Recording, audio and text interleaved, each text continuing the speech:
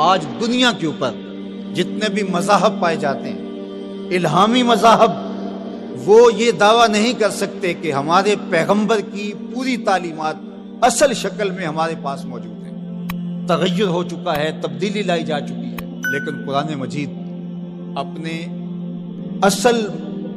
الفاظ کے ساتھ زیر و زبر کے تبدل کے بغیر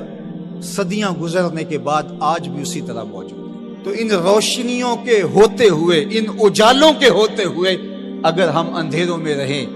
تو پھر ہمیں ان حالتوں کے اندر ڈال دیا جائے گا آج جس حالت کے اندر ہم موجود ہیں۔ اگر کسی کے پاس ہدایت کا نصاب موجود نہ ہو اور وہ بھٹک جائے تو اس کے بھٹکنے کا تو پھر بھی جواز ہوتا ہے کہ ان کے پاس کچھ تھا نہیں، ہادی نہیں تھا، راہبر نہیں تھا، اندھیرا تھا، چراغاں نہیں تھا، تو بھٹک گئے۔ ایک نابینا کسی کنویں میں گر جائے تو لوگ اس کو نکالنے کی کوشش کرتے ہیں، اس کو کوستے نہیں ہیں،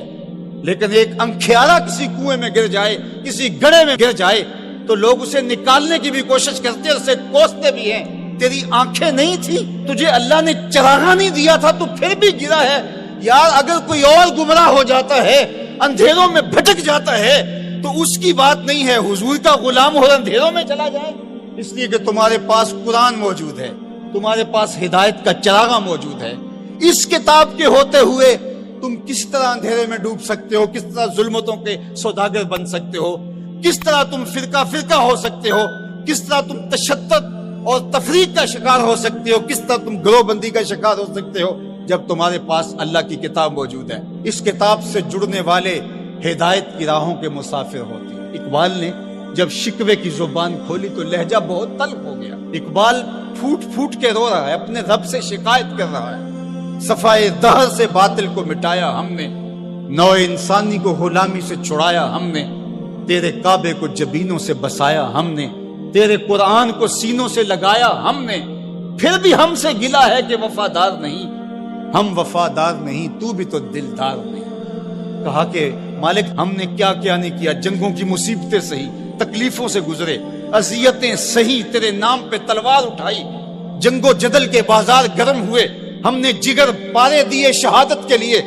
لیکن آج وہی امت در در رسوا ہو رہی ہے، اسی امت کو کاٹا جا رہا ہے، اسی امت کے بچے ذبح کیے جا رہے ہیں، آج گلی گلی کشکول لیے ہم گھوم رہے ہیں، مالک ہمارے ساتھ یہ کیا ہو گیا؟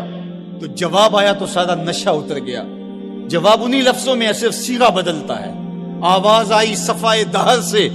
باطل کو مٹایا کس نے، نو انسانی کو غلامی سے چھڑایا کس نے، میرے کعبے کو جبینوں سے بسایا کس نے، میرے قرآن کو سینوں سے لگایا کس نے، تھے تو آبا وہ تمہارے ہی مگر تم کیا ہو، ہاتھ پہ ہاتھ دھرے منتظر فردا ہو، ہر کوئی مست مئے ذوق تن آسانی ہے، تم مسلمان ہو یہ انداز مسلمانی ہے، حیدری فقر ہے نئے دولت عثمانی ہے، تم کو اسلاف سے کیا نسبت روحانی ہے، وہ معزز تھے زمانے میں مسلمان ہو کر، تم خار ہوئے تارک قرآن ہو کر، تمہاری پستی ذلت زبوحالی نکبت رسوائی کا سبب اس کتاب کے دامن کو چھوڑ دینا ہے۔ اتنی روشنیوں کے ہوتے ہوئے، اتنے اجالوں کے ہوتے ہوئے تم اگر در بدر بھٹک رہے ہو تو یہ تمہارا قصور ہے۔ یہ امت جن کو اللہ نے قرآن دیا اور محبوب علیہ السلام کی احادیث بھی ہمارے پاس حرف حرف پہنچی، لیکن پھر بھی اگر کوئی اندھیرے میں ڈوب جائے تو پھر یہ اس کا قصور ہے۔ تو اس کتاب کے ہوتے ہوئے ہمارے دل زنگ آلود نہیں ہو سکتے، لیکن ہم نے اس کتاب کے ساتھ جو سلوک کیا، اس کتاب کے ساتھ ہمارا جو تعلق ہے وہ کسی سے مخفی نہیں ہے۔ یہ صرف کتاب ثواب رہ گئی، جو کتاب ہدایت تھی، جس کا لفظ لفظ ہدایت دیتا تھا، حرف حرف زندگی بخش تھا، جس کی ایک ایک آیت ہمیں جینے کے اسلوب سکھاتی تھی، اس کتاب کو سینے سے لگا کر کے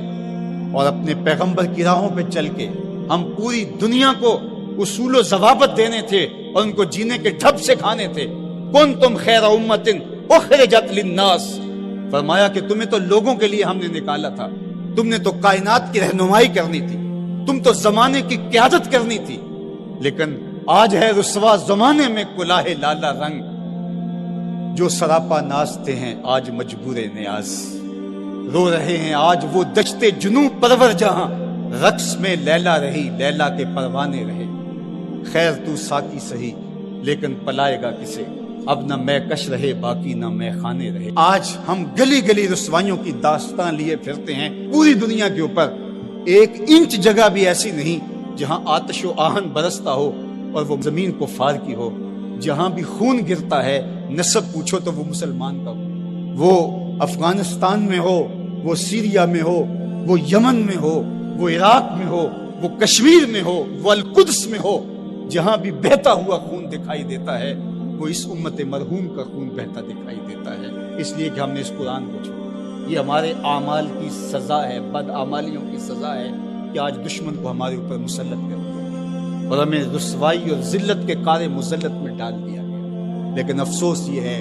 کہ اس کے باوجود بھی ہم سنبھلنے کے لیے تیار نہیں۔